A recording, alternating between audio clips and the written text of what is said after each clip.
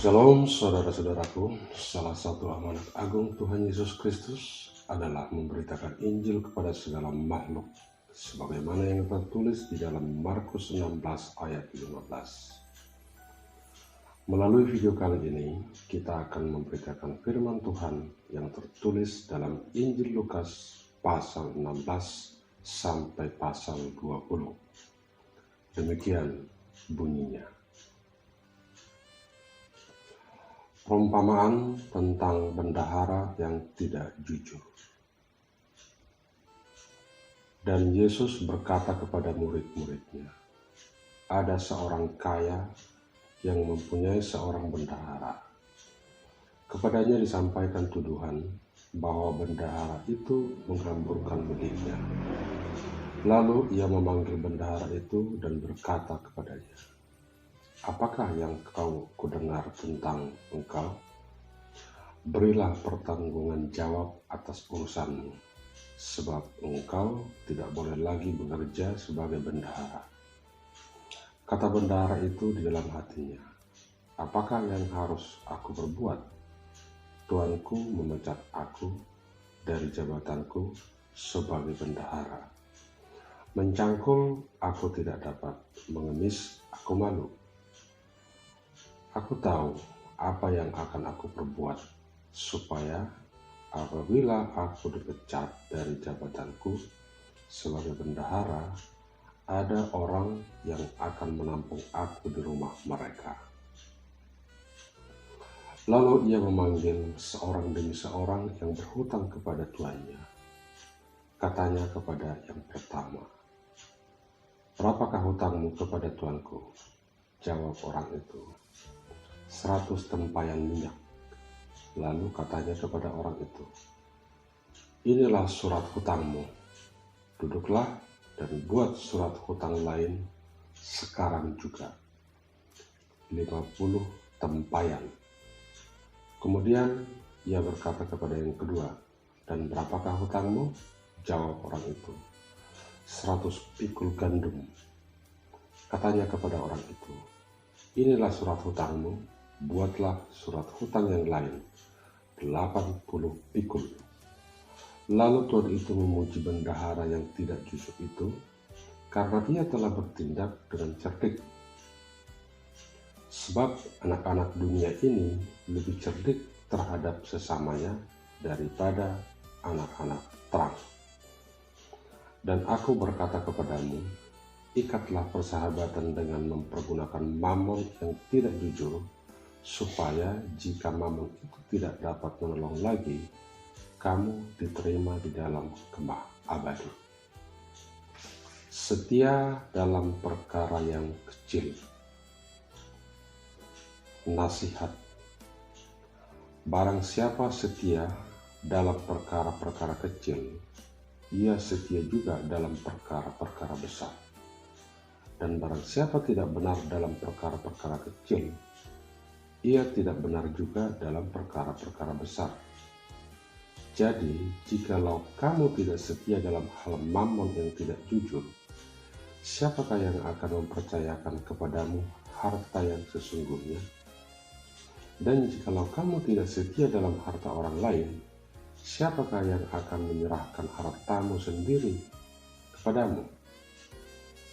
Seorang hamba tidak dapat mengabdi kepada dua tuan, karena jika demikian, ia akan membenci yang seorang dan mengasihi yang lain, atau ia akan setia kepada yang seorang dan tidak mengindahkan yang lain.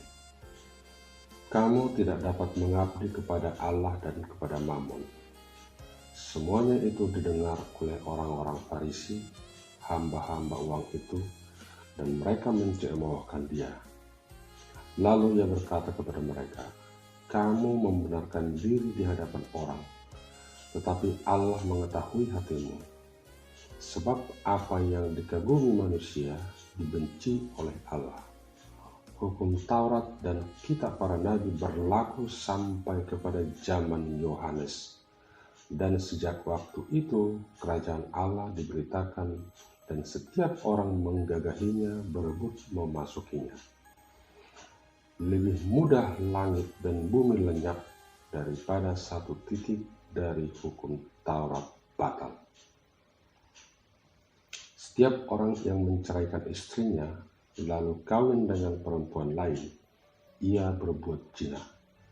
Dan barang siapa kawin dengan perempuan yang diceraikan suaminya, ia berbuat zina. Orang kaya dan Lazarus yang miskin. Ada seorang kaya yang selalu berpakaian jubah ungu dan kain halus, dan setiap hari ia bersukaria dalam kemewahan. Dan ada seorang pengemis bernama Lazarus, badannya penuh dengan borok, berbaring dekat pintu rumah orang kaya itu, dan ingin menghilangkan laparnya dengan apa yang jatuh dari meja orang kaya itu. Malahan anjing-anjing datang dan menjilat boroknya. Kemudian matilah orang miskin itu, lalu dibawa oleh malaikat-malaikat ke pangkuan Abraham. Orang kaya itu juga mati, lalu dikubur. Dan sementara ia menderita sengsara di alam maut, ia memandang ke atas, dan dari jauh dilihatnya Abraham dan Lazarus duduk di pangkuannya. Lalu ia berseru, katanya, "Bapa Abraham, kasihanilah aku. Suruhlah Lazarus supaya ia mencelupkan ujung jarinya ke dalam air dan menyejukkan lidahku, sebab aku sangat kesakitan dalam nyala api ini." Tetapi Abraham berkata, "Anak, ingatlah bahwa engkau telah menerima segala yang baik sewaktu hidupmu, sedangkan Lazarus segala yang buruk. Sekarang ia mendapat hiburan dan engkau sangat menderita. Selain daripada itu, di antara kami dan engkau terbentang jurang yang tak terseberangi, supaya mereka yang mau pergi dari sini kepadamu ataupun mereka yang mau datang dari situ kepada kami tidak dapat menyeberang." Kata orang itu, "Kalau demikian, aku minta kepadamu, Bapa, supaya engkau menyuruh dia ke rumah ayahku, sebab masih ada 5 orang saudaraku, supaya ia memperingati mereka dengan sungguh-sungguh, agar mereka jangan masuk kelak ke dalam tempat penderitaan ini."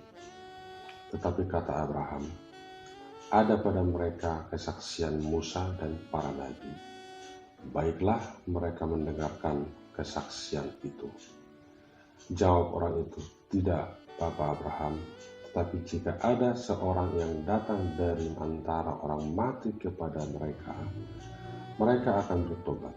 Kata Abraham kepadanya, "Jika mereka tidak mendengarkan kesaksian Musa dan para nabi, mereka tidak juga akan mau diyakinkan, sekalipun oleh orang yang bangkit dari antara orang mati." Lukas 17, beberapa nasihat. Yesus berkata kepada murid-muridnya, "Tidak mungkin tidak akan ada penyesatan, tapi celakalah orang yang mengadakannya. Adalah lebih baik baginya jika sebuah batu kilangan diikatkan pada lehernya, lalu ia dilemparkan ke dalam laut, daripada menyesatkan salah satu dari orang-orang yang lemah ini. Jagalah dirimu, jikalau saudaramu berbuat dosa, tegurlah dia, dan jikalau ia menyesal, ampunilah dia. Bahkan jikalau ia berbuat dosa terhadap engkau 7 kali sehari, dan 7 kali ia kembali kepadamu dan berkata, 'Aku menyesal,' engkau harus mengampuni dia." Lalu kata rasul-rasul itu kepada Tuhan, "Tambahkanlah iman kami." Jawab Tuhan, "Kalau sekiranya kamu mempunyai iman sebesar biji sesawi saja, kamu dapat berkata kepada pohon ara ini, 'Terbentunlah engkau dan tertanamlah di dalam laut,' dan ia akan taat kepadamu."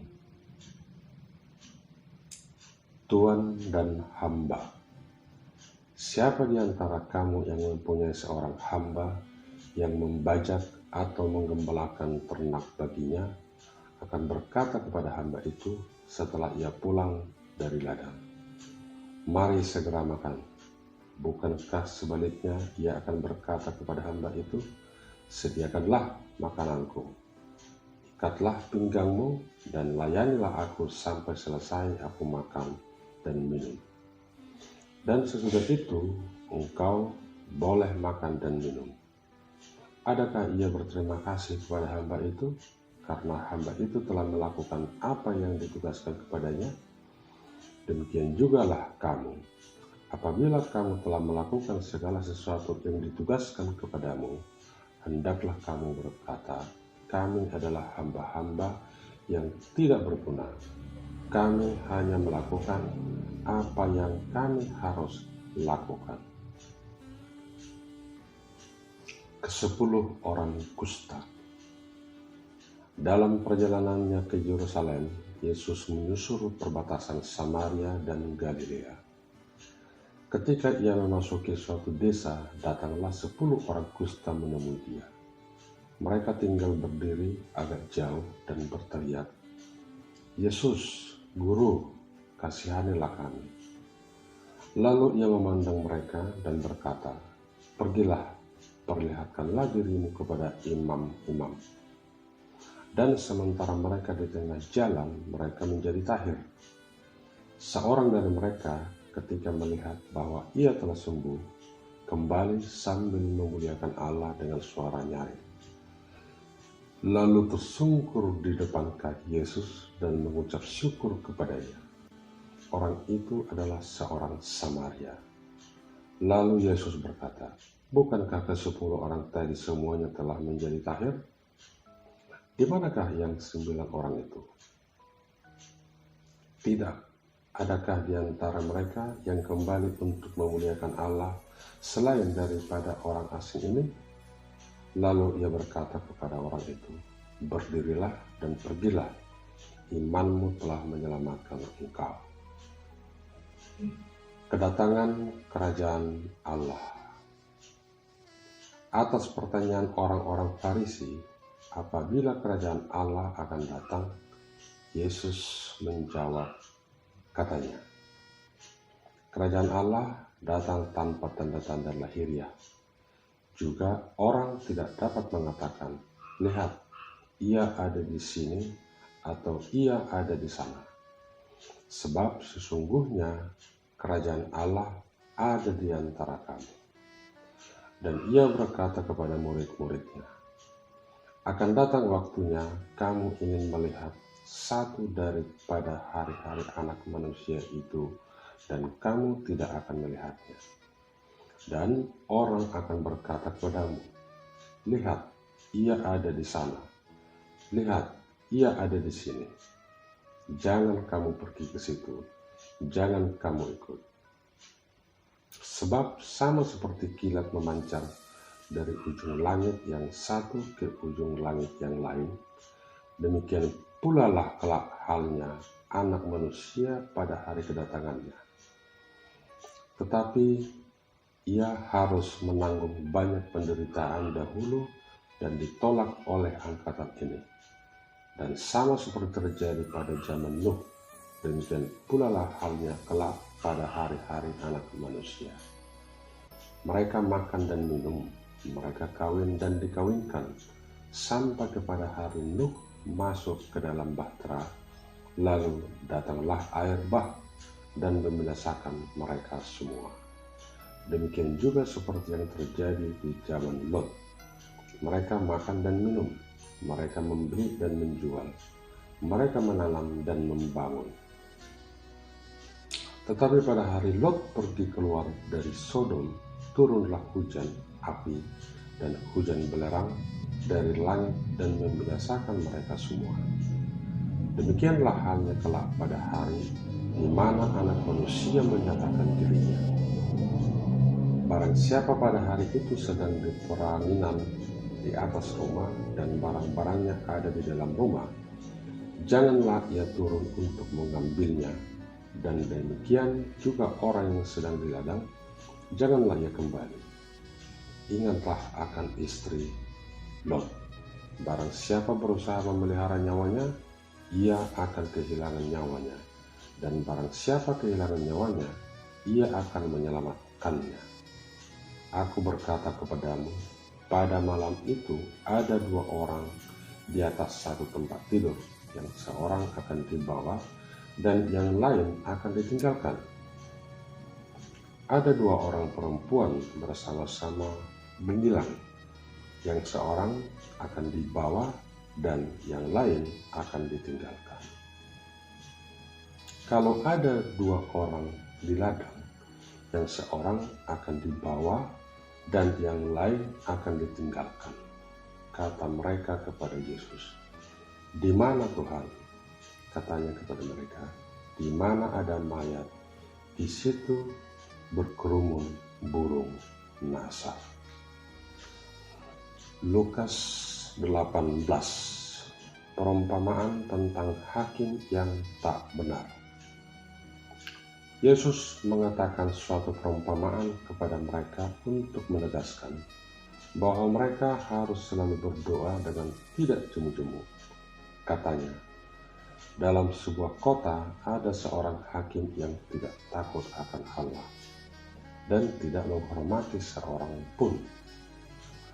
Dan di kota itu ada seorang janda yang selalu datang kepada hakim itu dan berkata, "Belalah hakku terhadap lawanku." Beberapa waktu lamanya hakim itu menolak. Tetapi kemudian ia berkata dalam hatinya, "Walaupun aku tidak takut akan Allah dan tidak menghormati seorang pun, namun karena janda ini menyusahkan aku, baiklah aku membenarkan dia, supaya jangan terus saja ia datang dan akhirnya menyerang aku." Kata Tuhan, "Camkanlah apa yang dikatakan hakim yang lain itu. Tidakkah Allah akan membenarkan orang-orang pilihannya yang siang malam berseru kepadanya? Dan adakah ia mengulur-ulur waktu sebelum menolong mereka? Aku berkata kepadamu, ia akan segera membenarkan mereka. Akan tetapi jika Anak Manusia itu datang, adakah ia mendapati iman di bumi?" Perumpamaan tentang orang Farisi dengan pemungut cukai. Dan kepada beberapa orang yang menganggap dirinya benar dan memandang rendah semua orang lain, Yesus mengatakan perumpamaan ini. Ada 2 orang pergi ke bait Allah untuk berdoa, yang seorang adalah Farisi dan yang lain pemungut cukai. Orang Farisi itu berdiri dan berdoa dalam hatinya begini, "Ya Allah, aku mengucap syukur kepadamu karena aku tidak sama seperti semua orang ini, bukan perampok, bukan orang zalim, bukan pezina, dan bukan juga seperti pemungut cukai ini. Aku berpuasa 2 kali seminggu, aku memberikan 1/10 dari segala penghasilanku." Tetapi pemungut cukai itu berdiri jauh-jauh, bahkan ia tidak berani menengadah ke langit, melainkan ia memukul diri dan berkata, "Ya Allah, kasihanilah aku orang berdosa ini." Aku berkata kepadamu, orang ini pulang ke rumahnya sebagai orang yang dibenarkan Allah, dan orang lain itu tidak. Sebab barang siapa meninggikan diri, ia akan direndahkan, dan barang siapa merendahkan diri, ia akan ditinggikan. Yesus memberkati anak-anak. Maka datanglah orang-orang membawa anak-anaknya yang kecil kepada Yesus, supaya ia menjamah mereka. Melihat itu, murid-muridnya memarahi orang-orang itu. Tetapi Yesus memanggil mereka dan berkata, "Biarkanlah anak-anak itu datang kepadaku, dan jangan kamu menghalang-halangi mereka. Sebab orang-orang yang seperti itulah yang mempunyai kerajaan Allah. Aku berkata kepadamu, sesungguhnya barang siapa tidak menyambut kerajaan Allah seperti seorang anak kecil, ia tidak akan masuk ke dalamnya. Orang kaya sukar masuk kerajaan Allah.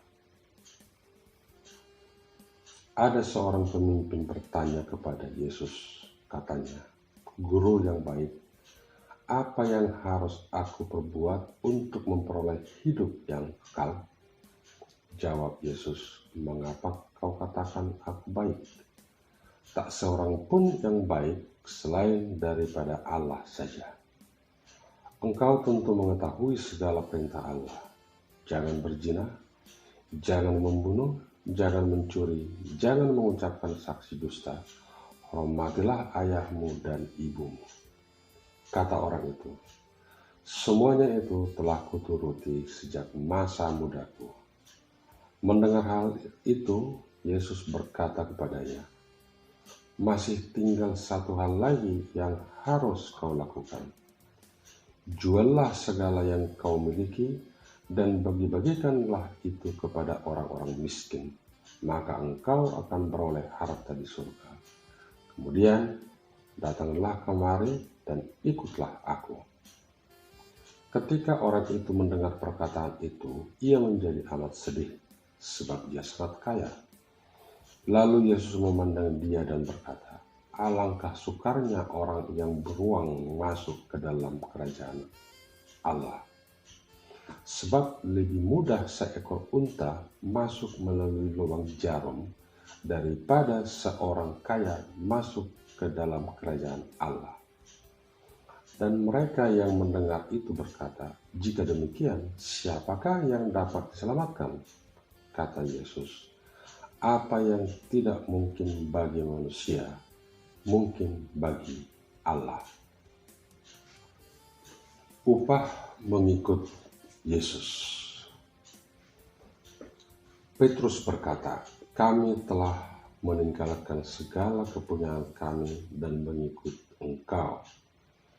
Kata Yesus kepada mereka, "Aku berkata kepadamu, sesungguhnya setiap orang yang karena kerajaan Allah meninggalkan rumahnya, istrinya atau saudaranya, orang tuanya atau anak-anaknya akan menerima kembali lipat ganda pada masa ini juga, dan pada zaman yang akan datang ia akan menerima hidup yang kekal."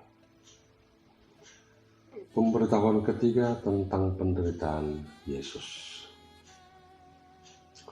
Yesus memanggil ke-12 muridnya, lalu berkata kepada mereka, "Sekarang kita pergi ke Yerusalem, dan segala sesuatu yang ditulis oleh para nabi mengenai Anak Manusia akan digenapi. Sebab ia akan diserahkan kepada bangsa-bangsa yang tidak mengenal Allah, diolok-olokkan, dihina, dan diludahi. Dan mereka menyesah dan membunuh dia. Dan pada hari ketiga ia akan bangkit." Akan tetapi mereka sama sekali tidak mengerti semuanya itu. Arti perkataan itu tersembunyi bagi mereka dan mereka tidak tahu apa yang dimaksudkan. Yesus menyembuhkan seorang buta dekat Yeriko. Waktu Yesus hampir tiba di Yeriko, ada seorang buta yang duduk di pinggir jalan dan mengemis. Waktu orang itu mendengar orang banyak lewat, ia bertanya, "Apa itu?" Kata orang kepadanya, "Yesus orang Nazaret lewat." Lalu ia berseru, "Yesus, anak Daud, kasihanilah aku." Maka mereka yang berjalan di depan menegur dia supaya ia diam. Namun semakin keras ia berseru, "Anak Daud, kasihanilah aku." Lalu Yesus berhenti dan menyuruh membawa orang itu kepadanya. Dan ketika ia telah berada di dekatnya, Yesus bertanya kepadanya, "Apa yang kau kehendaki supaya aku perbuat bagimu?" Jawab orang itu, "Tuhan, supaya aku dapat melihat." Lalu kata Yesus kepadanya, "Melihatlah engkau, imanmu telah menyelamatkan engkau." Dan seketika itu juga Melihatlah ia, lalu mengikuti dia sambil memuliakan Allah. Seluruh rakyat melihat hal itu dan memuji-muji Allah. Lukas 19. Zakeus.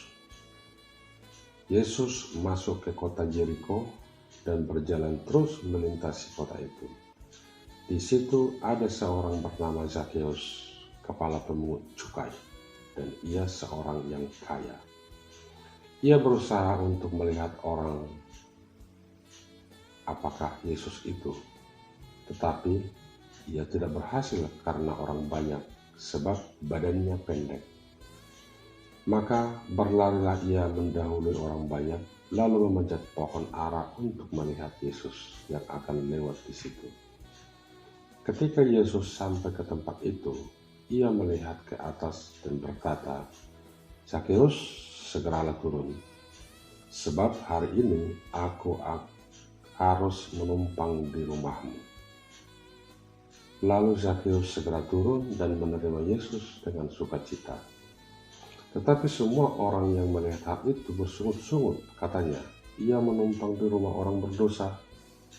Tetapi Zakeus berdiri dan berkata kepada Tuhan, "Tuhan, setengah dari milikku akan kuberikan kepada orang miskin, dan sekiranya ada sesuatu yang kuperas dari seseorang, akan kukembalikan 4 kali lipat." Kata Yesus kepadanya, "Hari ini telah terjadi keselamatan kepada rumah ini, karena orang ini pun anak Abraham, sebab Anak Manusia datang untuk mencari dan menyelamatkan yang hilang." Perumpamaan tentang uang mina. Untuk mereka yang mendengarkan dia di situ, Yesus melanjutkan perkataannya dengan suatu perumpamaan, sebab ia sudah dekat Yerusalem dan mereka menyangka bahwa kerajaan Allah akan segera kelihatan. Maka ia berkata, "Ada seorang bangsawan berangkat ke sebuah negeri yang jauh untuk dinobatkan menjadi raja di situ, dan setelah itu baru kembali. Ia memanggil 10 orang hambanya dan memberikan 10 mina kepada mereka. Katanya, 'Pakailah ini untuk berdagang sampai aku datang kembali.' Akan tetapi orang-orang sebangsanya membenci dia, lalu mengirimkan utusan menyusul dia untuk mengatakan, 'Kami tidak mau orang ini menjadi raja atas kami.' Dan terjadilah ketika ia kembali, setelah ia dinobatkan menjadi raja, ia menyuruh memanggil hamba-hambanya yang telah diberinya uang itu untuk mengetahui berapa hasil dagang mereka masing-masing. Orang yang pertama datang dan berkata, 'Tuan, mina tuan yang satu itu telah menghasilkan 10 mina.' Katanya kepada orang itu, 'Baik sekali perbuatanmu itu, hai hamba yang baik. Engkau telah setia dalam perkara kecil, karena itu terimalah kekuasaan atas 10 kota.'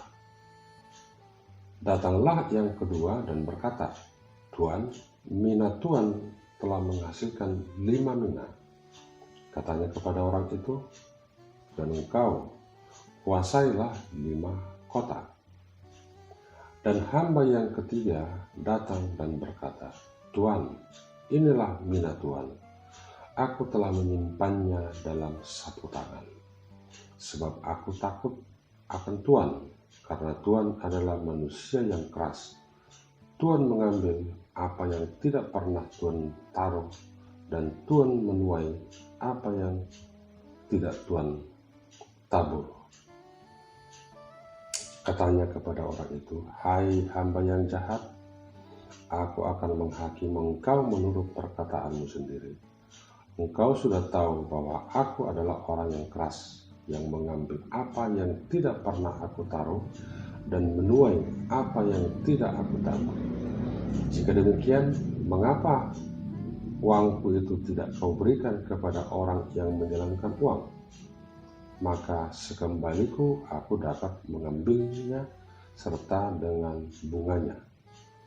Lalu katanya kepada orang-orang yang berdiri di situ, "Ambillah mina yang satu itu daripadanya, dan berikanlah kepada orang yang mempunyai 10 mina itu."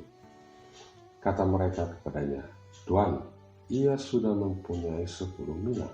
Jawabnya, "Aku berkata kepadamu, setiap orang yang mempunyai, kepadanya akan diberi.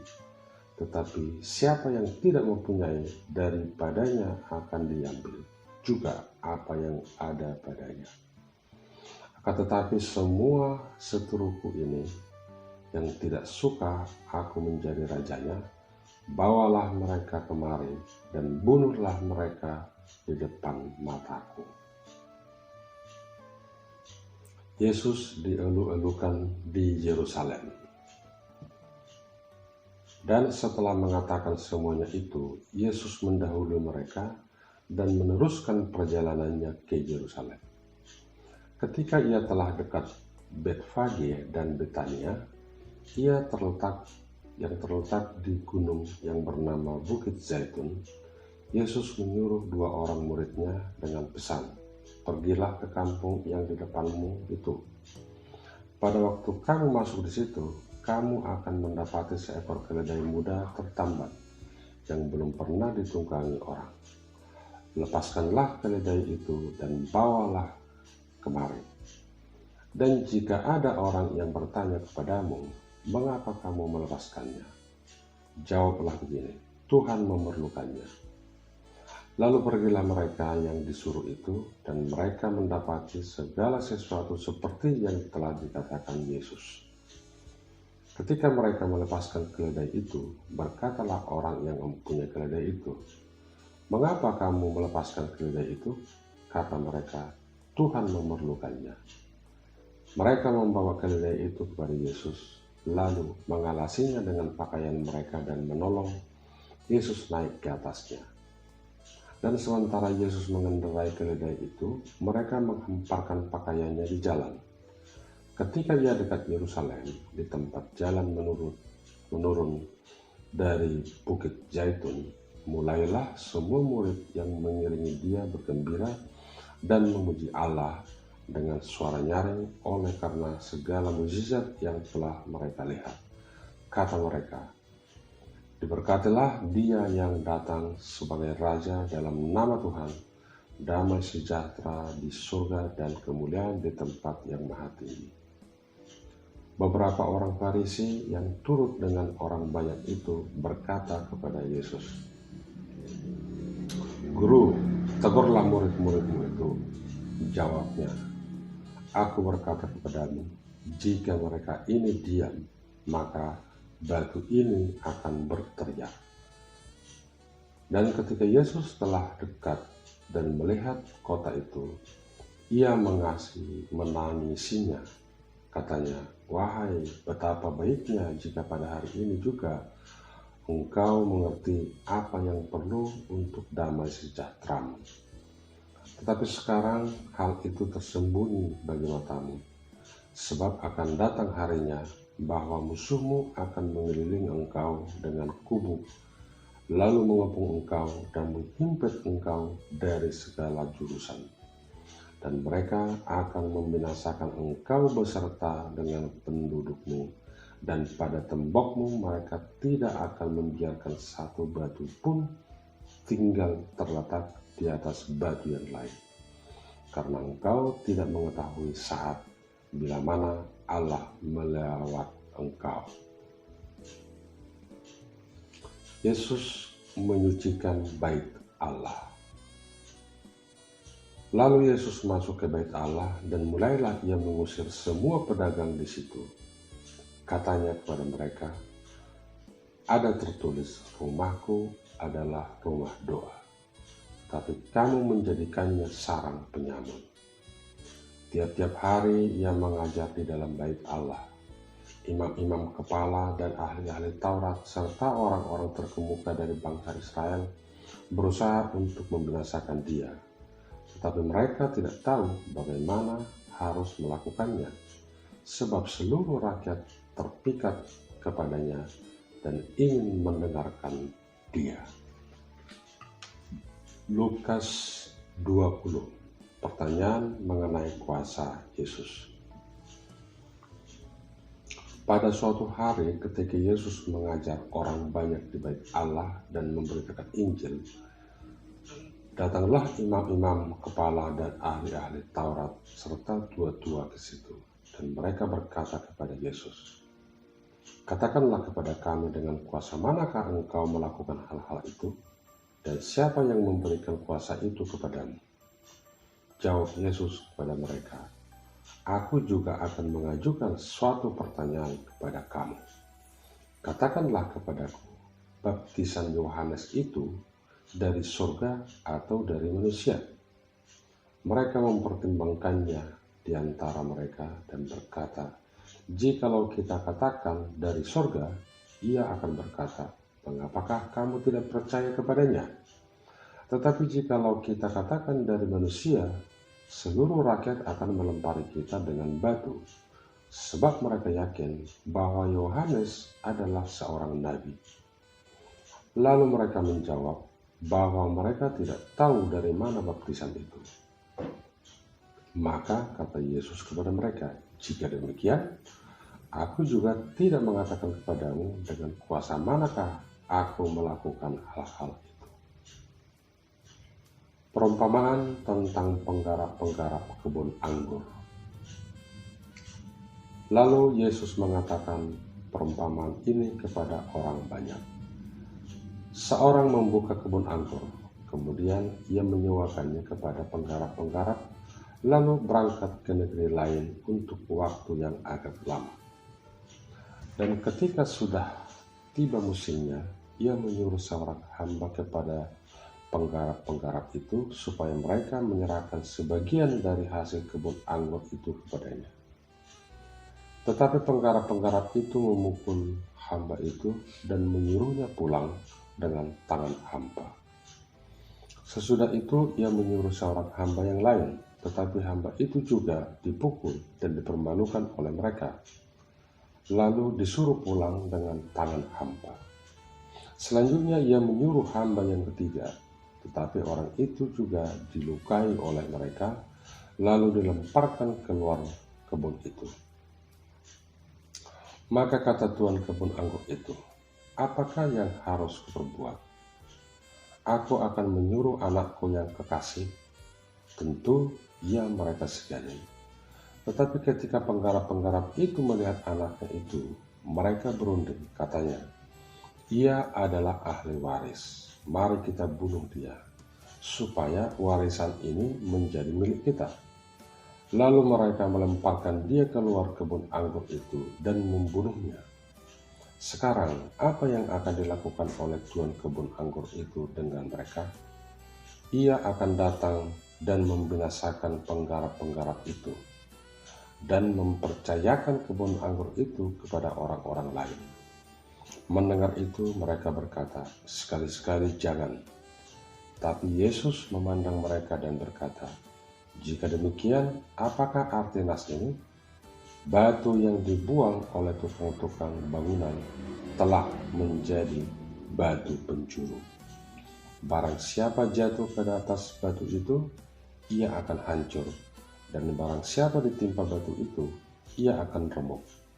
Lalu ahli-ahli Taurat dan imam-imam kepala berusaha menangkap dia pada saat itu juga, sebab mereka tahu bahwa merekalah yang dimaksudkannya dengan perumpamaan itu, tetapi mereka takut kepada orang banyak. Tentang membayar pajak kepada kaisar. Ahli-ahli Taurat dan imam-imam kepala mengamat-amati Yesus. Mereka menyuruh kepadanya mata-mata yang berlaku seolah-olah orang jujur, supaya mereka dapat menjeratnya dengan suatu pertanyaan dan menyerahkannya kepada wewenang dan kuasa wali negeri. Orang-orang itu mengajukan pertanyaan ini kepadanya, "Guru, kami tahu bahwa segala perkataan dan pengajaranmu benar, dan engkau tidak mencari muka, melainkan dengan jujur mengajar jalan Allah. apakah kami diperbolehkan membayar pajak kepada kaisar atau tidak?" Tapi Yesus mengetahui maksud mereka yang licik itu, lalu berkata kepada mereka, "Tunjukkanlah kepadaku suatu dinar. Gambar dan tulisan siapakah ada padanya?" Jawab mereka, "Gambar dan tulisan kaisar." Lalu kata Yesus kepada mereka, "Kalau begitu, berikanlah kepada kaisar apa yang wajib kamu berikan kepada kaisar, dan kepada Allah apa yang wajib kamu berikan kepada Allah." Dan mereka tidak dapat menjerat dia di dalam perkataannya di depan orang banyak. Mereka heran akan jawabannya itu, dan mereka diam. Pertanyaan orang Saduki tentang kebangkitan. Maka datanglah kepada Yesus beberapa orang Saduki yang tidak mengakui adanya kebangkitan. Mereka bertanya kepadanya, "Guru, Musa menuliskan perintah ini untuk kita. Jika seorang yang mempunyai saudara laki-laki mati sedang istrinya masih ada, tetapi ia tidak meninggalkan anak, saudaranya harus kawin dengan istrinya itu dan membangkitkan keturunan bagi saudaranya itu. Adalah 7 orang bersaudara. Yang pertama kawin dengan seorang perempuan, lalu mati dengan tidak meninggalkan anak. Lalu perempuan itu dikawini oleh yang kedua, dan oleh yang ketiga, dan demikianlah berturut-turut oleh ke-7 saudara itu. Mereka semuanya mati dengan tidak meninggalkan anak. Akhirnya perempuan itu pun mati. Bagaimana sekarang dengan perempuan itu? Siapakah di antara orang-orang itu yang menjadi suaminya pada hari kebangkitan? Sebab ke-7-nya telah beristrikan dia." Jawab Yesus kepada mereka, "Orang-orang dunia ini kawin dan dikawinkan. Tetapi mereka yang dianggap layak untuk mendapat bagian dalam dunia yang lain itu dan dalam kebangkitan dari antara orang mati, tidak kawin dan tidak dikawinkan. Sebab mereka tidak dapat mati lagi. Mereka sama seperti malaikat-malaikat, dan mereka adalah anak-anak Allah, karena mereka telah dibangkitkan. Tentang bangkitnya orang-orang mati, Musa telah memberitahukannya dalam nas tentang semak duri, di mana Tuhan disebut Allah Abraham, Allah Ishak, dan Allah Yakub. Ia bukan Allah orang mati, melainkan Allah orang hidup, sebab di hadapan Dia semua orang hidup. Mendengar itu, beberapa ahli Taurat berkata, "Guru, jawabmu itu tepat sekali." Sebab mereka tidak berani lagi menanyakan apa-apa kepada Yesus. Hubungan antara Yesus dan Daud. Tetapi Yesus berkata kepada mereka, "Bagaimana orang dapat mengatakan bahwa Mesias adalah anak Daud? Sebab Daud sendiri berkata dalam kitab Mazmur, 'Tuhan telah berfirman kepada Tuanku, duduklah di sebelah kananku, sampai kubuat musuh-musuhmu menjadi tumpuan kakimu.' Jadi Daud menyebut Dia Tuannya. Bagaimana mungkin Ia anaknya pula?" Yesus menasihatkan supaya waspada terhadap ahli-ahli Taurat. Ketika semua orang banyak mendengarkan, Yesus berkata kepada murid-muridnya, "Waspadalah terhadap ahli-ahli Taurat yang suka berjalan-jalan, memakai jubah panjang, dan suka menerima penghormatan di pasar, yang suka duduk di tempat terdepan di rumah ibadat dan di tempat terhormat dalam perjamuan, yang menelan rumah janda-janda dan yang mengelabui mata orang dengan doa yang panjang-panjang. Mereka itu pasti akan menerima hukuman yang lebih berat." Demikianlah pembacaan firman Tuhan kali ini. Shalom, Tuhan Yesus memberkati.